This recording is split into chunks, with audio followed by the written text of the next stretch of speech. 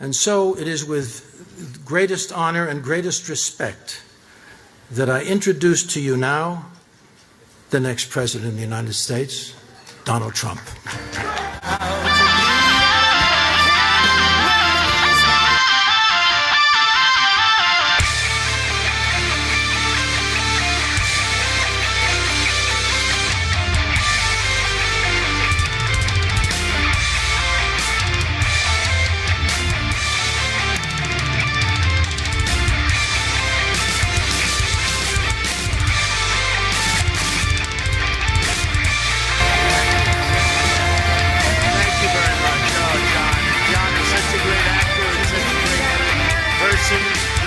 Such a great person, and he's really been with me a long time in a lot of different ways. He's been incredible. So I just want to thank John, and I hope he makes another movie very quickly because I love his movies.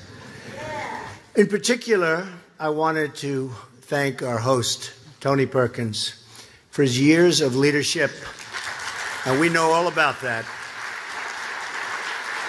And we all express our support for Tony as he deals with the aftermath of the terrible floods in Louisiana, where 2 weeks ago I spent some time and I saw some incredible, incredible people. Thank you. Right. Thank you. Amazing, amazing people. One of the greatest privileges of my journey has been the time I've spent with the evangelical community. And the support they gave me in those primaries was absolutely incredible, I have to tell you. All across the nation. A lot of people said, I wonder if Donald will get the evangelicals. I got the evangelicals. I'm going to make it up to you, too. You watch. There are no more decent, devoted, or selfless people than our Christian brothers and sisters here in the United States. True, so true. I've witnessed that incredible generosity all across this land, gotten to know so many people. I saw it during my trip to Louisiana, where Christian volunteers raced to help their fellow citizens in need. Franklin Graham is an example. He brought the most incredible people and equipment to Louisiana. And he didn't want anything for it. He's a great man. It's that spirit of giving that we will need to rebuild Louisiana and to rebuild this country, which is in serious, serious trouble.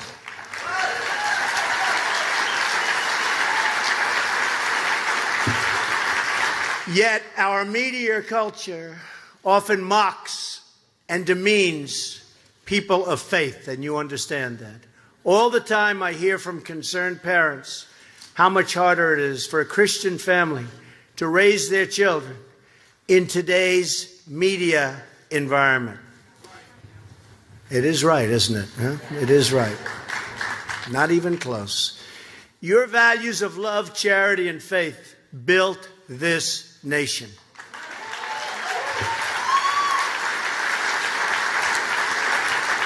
So how can it be that our media treats people of faith so poorly? One of the reasons is that our politicians have really abandoned you to a large extent. And Hillary Clinton, you can forget about her. So let me state this right up front.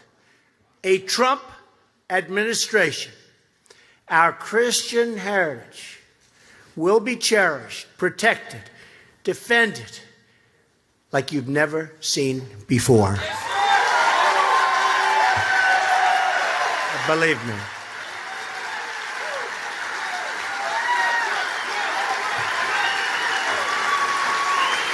I believe it, and you believe it, and you know it. You know it.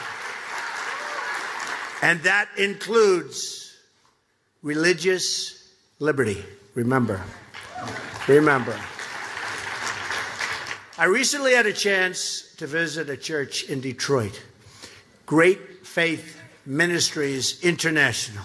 Stand up if you're a member. That's good. That was an amazing experience. And the bishop, what a great guy. In my remarks, I spoke about how African American church, and this is all across the country, for centuries have been the conscience of our nation. Their unbreakable faith and spirit overcame some of the most difficult periods in our history, leading us all to a better future. Very true. Amazing. This was such an amazing experience. This is the power of faith. It's the power to heal. It's the power to unite. It's the power to make all of us live better lives, all of us. Our nation today is divided. Nobody likes to say it, but we're living in a very, very divided nation. It will be our faith in God, in His teachings, in each other, that will lead us back to unity.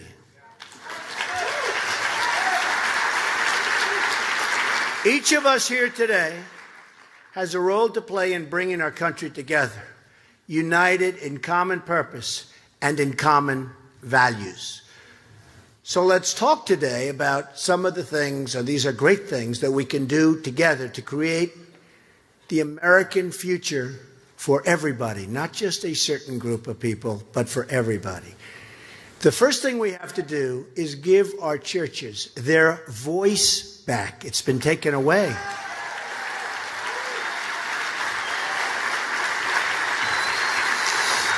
The Johnson Amendment has blocked our pastors and ministers and others from speaking their minds from their own pulpits. If they want to talk about Christianity, if they want to preach, if they want to talk about politics, they're unable to do so. If they want to do it, they take a tremendous risk that they lose their tax-exempt status. All religious leaders should be able to freely express their thoughts and feelings on religious matters. And I will repeal the Johnson Amendment if I am elected your president. I promise. So important.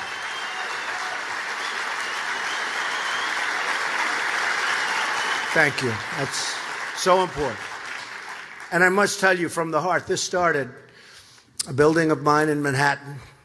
I had 50 pastors in a big conference room. And we actually had 50 pastors, 2 rabbis, a couple of priests. We were all talking. And we were there for 2 hours. And at the end, it was a love fest. We all agreed. It was like a love fest. And I said to them, we were high up in a building on Fifth Avenue. And I said to them, I'd love your support. And I know when I can get support. I'm quite sophisticated. And I know they wanted to give me their total support, 100%, just like I had in the primaries. And I said, I really would like your support. And they didn't really know what I was talking about. And I said, what's going on here? They said, well, sir, we can't do that because we would be violating the laws. And I said, what's the punishment? Well, we could lose our tax-exempt status, which, of course, is a massive penalty. I said, tell me about this. And we sat down, they talked about it. When did it happen? 1954 or so. Lyndon Johnson was having problems. Powerful guy. I actually, in his own way, you have to gain respect for what he was able to do. Can you imagine that this man single-handedly, he was having problems with churches. And there was a church in Houston that was giving him a hard time, maybe for very good reason. And he put in an amendment that basically stopped our great pastors and ministers and others from talking under the penalty of losing their tax-exempt status. So we were looking down onto the sidewalk, and there were people walking on the sidewalk. And I said, so, folks, what you're telling me is those people walking way, way down there on the sidewalk, have really more power than you do because they're allowed to express their feelings and thoughts openly and without penalty. And one of the pastors who I knew very well, and these are powerful people, these are strong people with magnificent voices and magnificent hearts, much more importantly. They looked at me and they said, that's actually right. They have more power than we do. We're not allowed to express. And that's when I said, we have to start thinking about this. And I thought about it. And then we had a large group of pastors again. I said, I have thought about it. If I become president, we are going to knock out the Johnson Amendment. We are going to do that. And it's not going to be hard. It's not going to be hard. When you think from the standpoint of political, you have more than men. Let's say men are 50%, women are 50%. You're much more than 50% added together.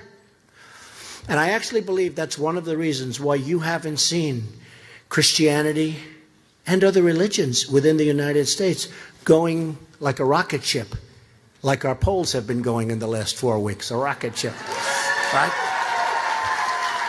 I really believe that. Because you're great people. The people that you rely on Sunday and all during the week, they've been stopped from talking and speaking by a law. And we're going to get rid of that law. We're going to get rid of it so fast. And I'm so proud to say, honestly, I don't want to take credit, but you had 50 people in that first meeting and many more in the second. I am so proud. I was just telling this to Tony, to say, that was my idea. I figure it's the only way I'm getting to heaven, so this is going to be very good. The only way. So we're going to get rid of it, and we're going to let your great people speak, and you're going to see something happen that's going to be very, very good. Okay? So important. I hope, which means you have to get out and vote. On November 8th, you cannot, you didn't vote 4 years ago. You didn't vote. You didn't. Well, you did. Few of you did. Believe me, I know. I look at the stats. You didn't vote. But this time you really have. And this is your last chance. This is it. I mean, we'll never have this opportunity again. So I hope you can get every one of your friends and just get up your family and your friends and get out and vote. Okay? November 8th. Thank you. And if you do, we're going to win by a lot. That's not going to even be a close election. And if you don't, could be a very unhappy November 8th.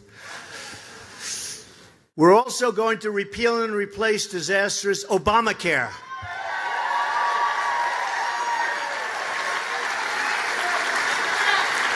Which gives the government control over the lives of everyday citizens, and the numbers are horrendous. Your premiums are going up by 50, 60, 70%. The deductible is so high you never get to use it unless you are going to lead a very long and very complex bad period. Very, very long. It is a disaster. It's a disaster, and everybody knows it, and it's going to die of its own weight anyway. But we're going to get rid of it, and we're going to replace it with some great, great alternatives. Much better health care at a much lower price. Hillary Clinton wants to have completely government-run health care, which would be a disaster for the liberties and freedoms of all America. That's what she wants. That's what she's aiming at. That's what Obama wanted. He didn't quite get there, but he got this, and you see how bad this has been. One of the biggest issues in this race is going to be the issue of school choice. And I can't possibly emphasize this enough. Millions of poor and disadvantaged students are trapped in failing schools. This education crisis afflicts all communities, but none more so than the African American community. None. The Democratic Party has run the inner cities of America for 50, 60, 70 years, some cases over 100 years. Over 100 years.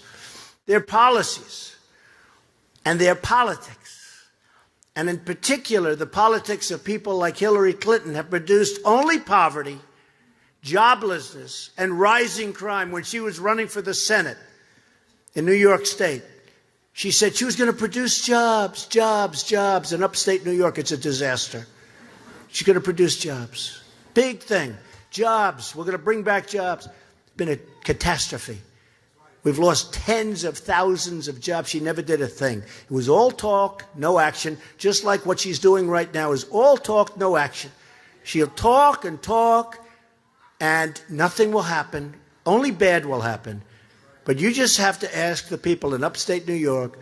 She won because of them, and she produced absolutely nothing. Jobs left. It's today one of the worst, one of the most depressing places in this country. So just remember that when you hear her talking about jobs. I know jobs. She doesn't know jobs. That I can tell you.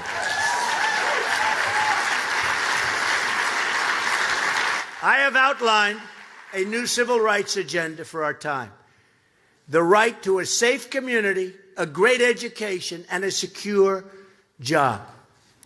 And I say to African American parents, I say to Hispanic American parents, and I say it with great respect, our inner cities are a disaster. Crime, no jobs, education is the worst, in many cases, almost worldwide bad, and in many cases, actually worldwide bad. I say, with great respect, what do you have to lose? It can't get any worse. It can't get any worse. You choose Donald Trump, I'm going to fix the problem. You're going to have safety. You're going to have good education. We're going to get jobs because we're going to bring our jobs back. Mexico's taking our jobs. So many other places, they're taking our jobs. What China's doing to us is horrible. We're going to have jobs. What do you have to lose? I'm going to fix it. I'm going to fix it. School choice is at the center of the civil rights agenda. And my goal is to provide every single inner city child in America that is trapped in a failing government school the freedom to attend the school of their choice. Competition. The schools will get better and better and better. And that means a private school, a religious school, a charter school, or a magnet school. School choice also means that parents can homeschool their children. 100%. Hillary Clinton opposes school choice because she is controlled totally, like a puppet by special interests. Her policies will force millions of African American and Hispanic children to remain stuck in failed government schools, leading to higher unemployment and more poverty. The poverty levels in this country, nobody will believe. Nobody will believe. My plan will break the government monopoly and make schools compete to provide the best services for our children, including every African American and Hispanic child in this country, every single one of them.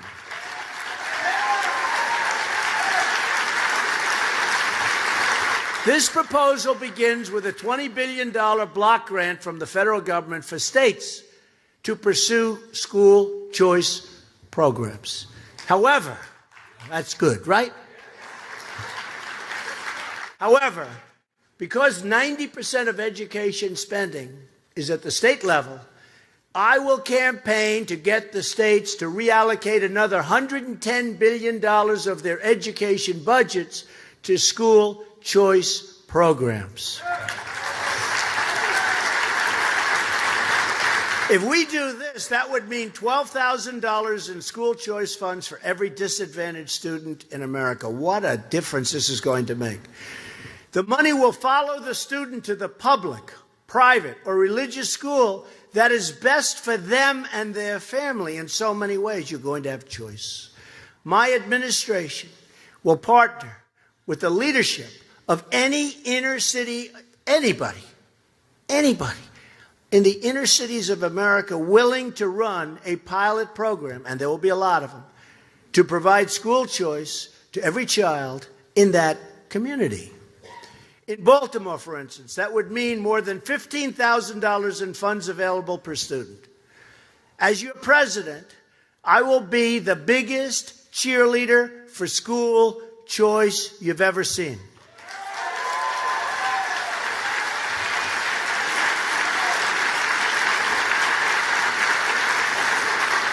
This means a lot to me because I know it can turn things around. Again, the education can't get worse. Common Core, we're going to end it. We're bringing education locally. I will fight for every child in this country who deserve better futures. The African American community has heard my message that I am going to make the inner city safe again, and I'm going to bring back jobs, and I'm going to bring back the great education. Don't be surprised. Remember this, November 8th.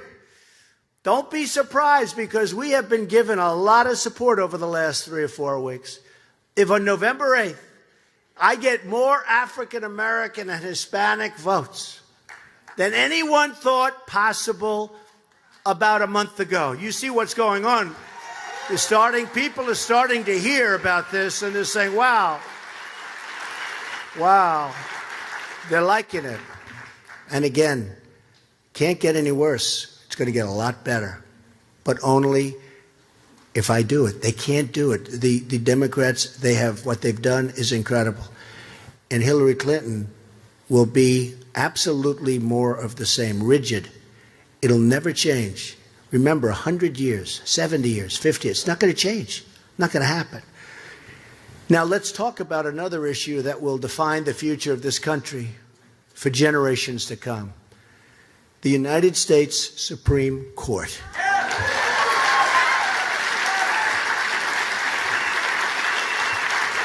Earlier this year, we lost the great Justice Antonin Scalia.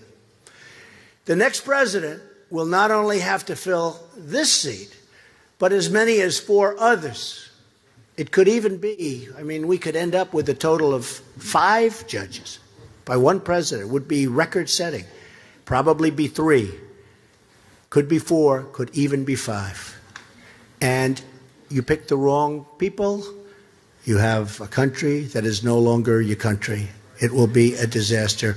One of the most important issues, frankly, other than maybe defense, because we're going to build up our military, it's so depleted. We're going to take care of our vets. We're going to protect your Second Amendment, so many things. But one of the most important, some people think it's actually the most important, is the filling of the seats, United States Supreme Court. You see what's happening right now. Essentially, it's 4 and 4. And you see how bad it is. We're going to pick great judges. I've already put a list of 11.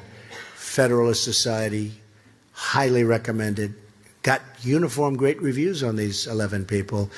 And we are going to put truly great people. Maybe we use Judge Scalia as the ultimate example of what we're looking for, okay?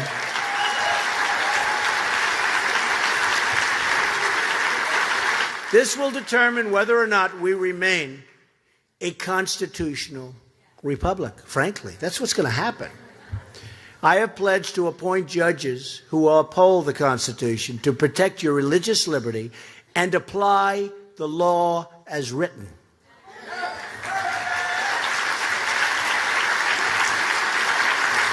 We reject judges who rewrite the Constitution to impose their own personal views on 300 million plus Americans. Not going to have that. I've made public a list of judges, as I said, that will guide my selection process. Hillary Clinton has refused to provide such a list, and we brought it up. Let's see your list. You ever saw the list? You would walk out of here not feeling very well. Because she knows the extremist judges she would pick would be rejected by the overwhelming majority of the American public. They'd be rejected.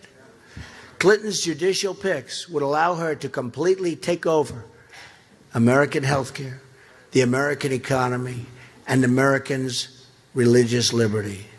Not to mention your Second Amendment, which is on very thin ice right now, as you know, because of the fact that we're at 4-4. If they even pick one judge who's wrong, you can probably, as you know it, you can kiss the Second Amendment goodbye. And we don't want to see that. Another issue in this race of great importance to everyone in this room is the issue, of course, of national security. Just today, it was announced that North Korea performed its 5th nuclear test, its 4th since Hillary Clinton became Secretary of State. It's just one more massive failure from a failed Secretary of State. It's failed at everything. Her policies have also put Iran onto a path of nuclear weapons. And I have to say, made them overnight an absolute power. They were dying 3 years ago. The sanctions were choking them. They would have fallen, but Obama didn't support people that would have taken over, and I think in this case probably would have taken over the right way. Got no support. But you look at what's happened to Iran in such a short period of time.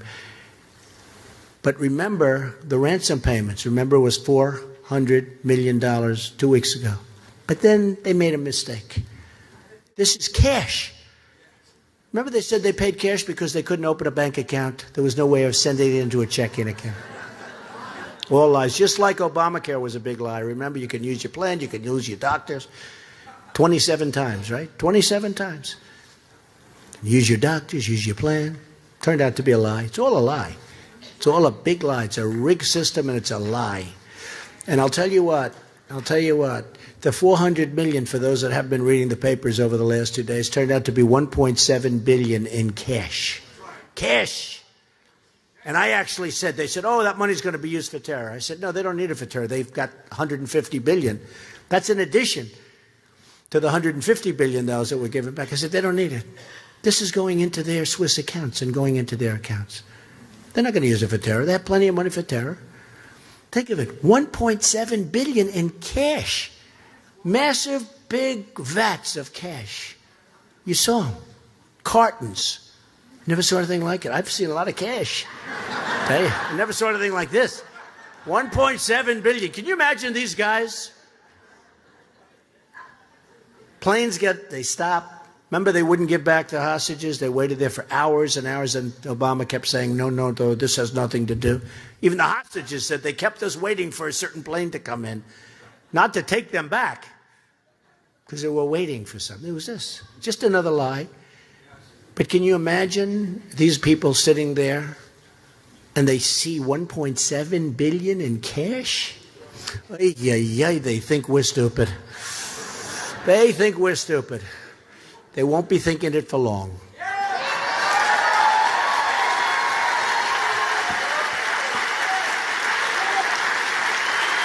Very sad. At the same time, ISIS is hunting down and exterminating what it calls the nation of the cross. ISIS is carrying out a genocide against Christians in the Middle East. We cannot let this evil continue. Can't let it. ISIS must be destroyed. Have to. Have no choice. To defeat ISIS, we must use military warfare, but also cyber warfare, financial warfare, and ideological warfare. It's a whole different ballgame today than it was 50 years ago and 200 years ago. Different world. We must also establish a bipartisan goal in the United States and an international goal with our allies of defeating radical Islamic terrorism.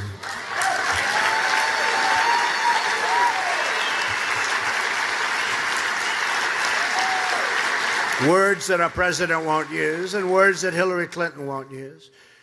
Just like we won the Cold War by identifying our enemy and building a consensus to guide a long-term strategy, so too must we do the same with Islamic terrorism. By the way, President Obama has allowed Syrian refugees to pour into our country at unbelievable rates. And Hillary Clinton wants to allow 550% more. But it's almost impossible to get a Christian in from Syria. They take others, but they don't take Christians. Very rare, very rare. So I said that we need to make safe zones in the region. We want to take care of people. But we absolutely cannot allow this potential tremendous threat to continue. And we have to stop this. This is going to be potentially a catastrophe for our country. It's from within. This could be the all-time great Trojan horse. This could be it. You ever notice on the, you look at the migration trail and you see people with cell phones. And some of the cell phones have the ISIS flag. Put it on them. And some of them have things far worse than that. Scenes far worse than that. So it was the failed policies, you have to remember, of Hillary Clinton and Obama that unleashed ISIS in the first place. If they did the right thing, you wouldn't be talking about ISIS right now. Now she wants to get rid of them. Oh, we're going to get rid of them. You know, she tells them already, there will be no boots on the ground. Now, even if you don't want boots on the ground, you don't want to say it. Don't say it. Now they're saying, oh, I hope she wins. Oh, boy, would they dream of having her as president. Can you imagine? They dream about it every night, having Hillary Clinton. But even if you believe, and I can understand that, no boots on the ground, I can understand. You don't say it. Let them think they're going to go through hell. Don't say it. Can you imagine the great General Douglas MacArthur? Can you imagine the great General George Patton, or one of our great generals that we have today, General Flynn, who's here someplace? I love General Flynn. But can you imagine these people saying, I mean, they're basically giving out the strategy. There will be no boots on the ground. If you don't want that, I fully understand. Don't say it. Don't say it. Can you imagine MacArthur saying, we're going to fight the enemy, and we're going to move our troops in about a month. We're going to hit from behind. We're going to hit them from the front. And everything they say turns out to be true. You know, I hate to say this because we have a lot of evangelicals in this room. But maybe we shouldn't be so honest when it comes to military strategy. Does that make sense? Hope I didn't lose your vote for saying that.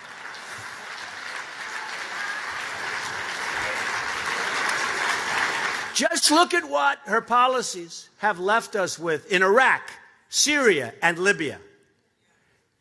The problem is Hillary Clinton is trigger happy. She really is. She's trigger happy. And yet she says no boots, which is sort of interesting. Probably will be boots, you know, probably will turn out to be another disaster. Her tenure has brought us only war and destruction and death. She's just too quick to intervene, invade, or to push for regime change with people we don't even know who they are. And they take over and they're far worse. This creates the power vacuums that are filled by terrorists and groups like ISIS. My administration, on the other hand, will work with any country that is willing to partner with us to defeat ISIS and halt radical Islamic terrorism. And by the way, that includes Russia. If they want to join us on knocking out ISIS, that is just fine as far as I'm concerned.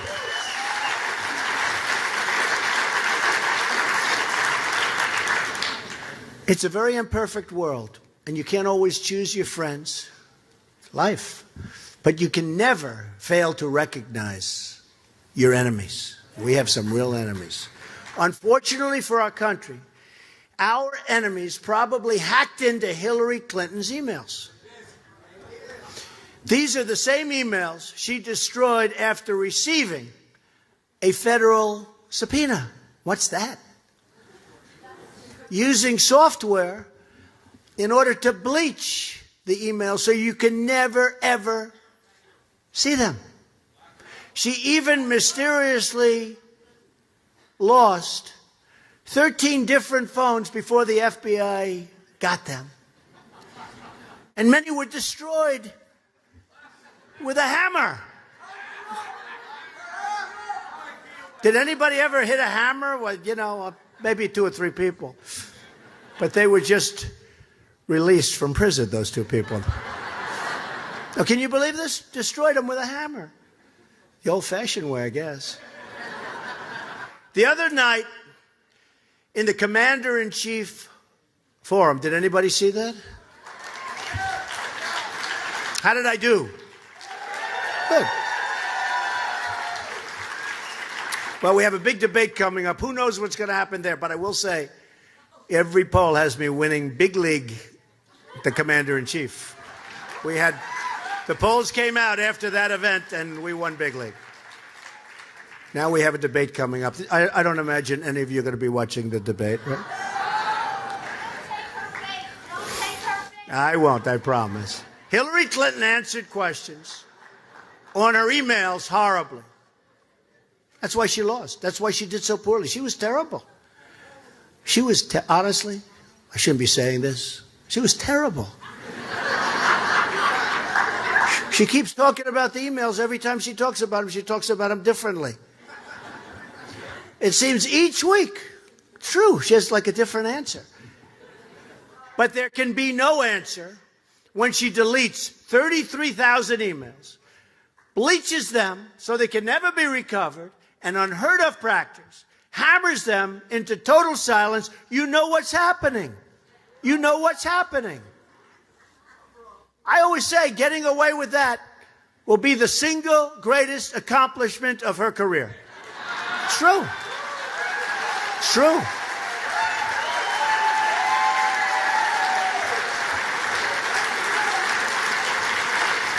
So her answers were bad. They were bad. And a lot of people said they were so totally dishonest. And you know, she was blaming Matt Lauer. I thought Matt Lauer did a very good job. I mean, his questions to me were very tough. But the gentleman who stood up and said, honestly, you should be in prison for what you did. To me, that was the tough one. That was the tough. That was a tough question. It was sort of a question in the form of a statement, right? Hillary Clinton is unfit to be our president for many reasons. True.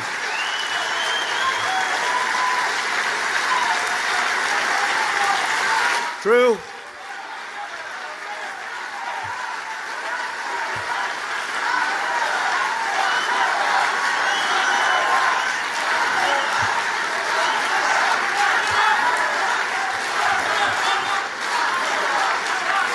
She's unfit for many reasons, the biggest of which is her judgment. It's just so bad. It's time to restore honesty and integrity to our government. Have to do it. And one more issue, final issue I want to discuss today is the economy and helping those in need. There is no more charitable group in this country than Christians, and all of us, true, and all of us here today are determined to lift suffering Americans out of poverty. We're going to do it with a lot of other people going to help. As your president, I will pursue a complete reform of our economy to bring back millions of new jobs into our country. Millions of new jobs. We've lost our jobs like we're a bunch of babies. They've gone to other countries. They've gone to Mexico. They've gone to many other countries. China's taking massive advantage of us. It's all so easy, believe me. It's all so easy. That includes, we will be doing massive tax cuts for working families and for businesses. It includes, very importantly, the elimination of all needless job-killing regulations.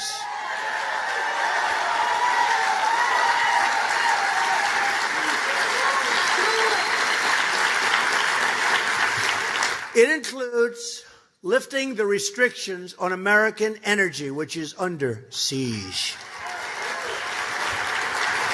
I will also renegotiate NAFTA, and if they don't want to renegotiate it so it becomes a two-way highway, not just a one-way highway out of the United States for our companies and our jobs, we will terminate NAFTA.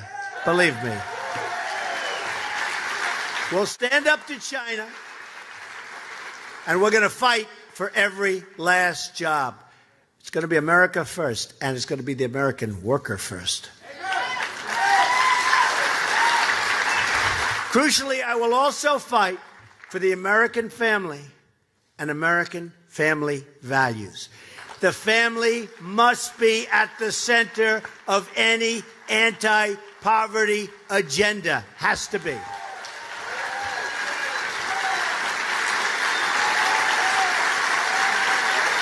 Thank you.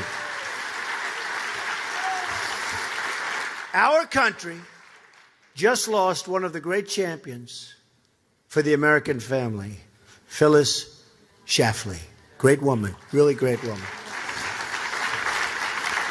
We send our thoughts and prayers to her loved ones. I will be going to her funeral tomorrow in St. Louis.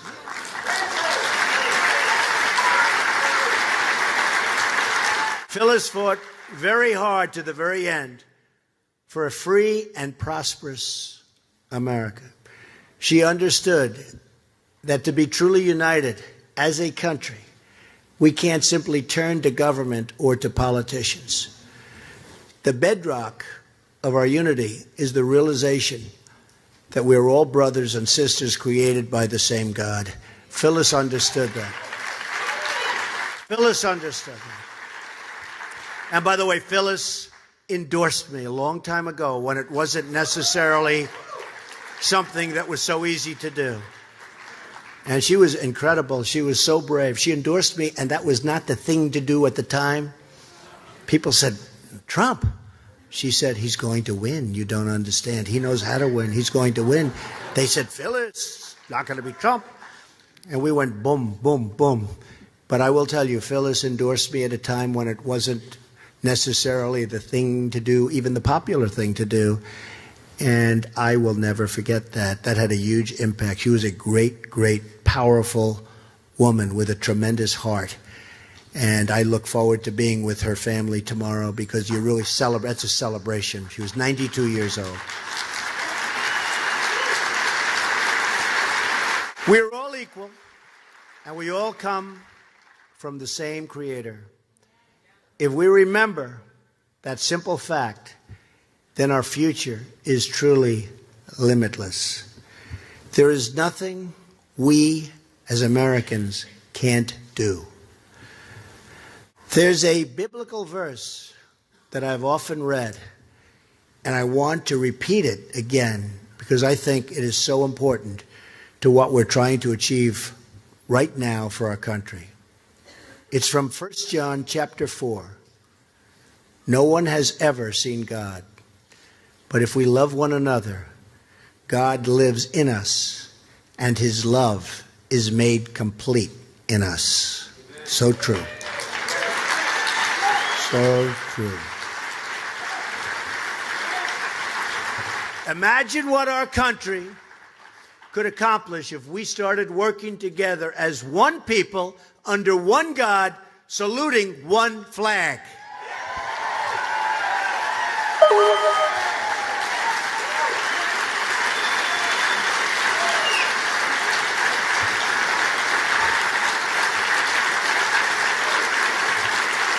It's time to stop quibbling over the smallest words and time to start dreaming about the great adventures that lie ahead for our country. This is my promise to all of you. Starting in 2017, we will be one American nation. It's time to break our ties with the bitter failures of the past and to embrace a new American future. Have to do it. Together, we will make America believe again. We will make America united again. And we will make America great again. Thank you very much, and God bless you. Thank you. Thank you.